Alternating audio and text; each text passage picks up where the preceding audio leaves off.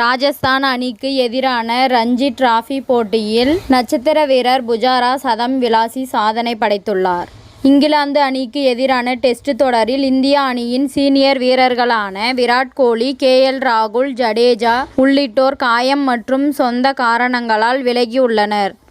அதேபோல் இந்திய அணியின் கேப்டன் ரோஹித் சர்மா மோசமான ஆட்டத்தை வெளிப்படுத்தி வருகிறார். இதனால் சொந்த மண்ணில் ஆடி வரும் இந்திய அணி முழுக்க யஷ்வி ஜெய்ஸ்வாலை மட்டுமே நம்பி விளையாடி வருகிறது.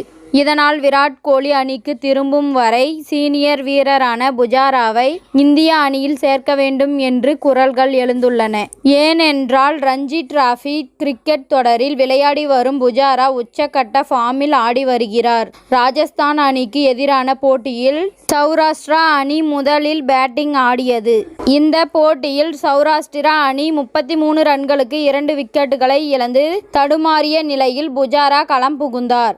சிறப்பாக ஆடிய புஜாரா ராஜஸ்தான் அணியின் வலிமையான பவுலிங் படையை எதிர்த்து சதம் விளாசி அசத்தினார். 230 பந்துகள் எதிர்கொண்ட புஜாரா 9 பவுண்டரிகள் உட்பட 110 ரன்கள் எடுத்து ஆட்டமிழந்தார். இதன் மூலம் நடப்பு ரஞ்சி சீசனில் மட்டும் 8 இன்னிங்ஸில் விளையாடி 2 சதங்கள் உட்பட 538 ரன்களை விளாசி தள்ளியுள்ளார். ஏற்கனவே முதல் தர கிரிக்கெட்டில் 20,000 ரன்களை விளாசிய 4வது இந்திய வீரர் என்ற சாதனையை படைத்துள்ளார் புஜாரா. தற்போது இந்த போட்டியில் சதம் விளாசியதன் மூலமாக ரஞ்சி கிரிக்கெட்டில் 62வது சதத்தை விளாசியுள்ளார். மீண்டும் உச்சக்கட்ட ஃபார்மிற்கு திரும்பியுள்ள புஜாராவுக்கு இந்திய அணியில் வாய்ப்பு கிடைக்கும் என்று பார்க்கப்படுகிறது.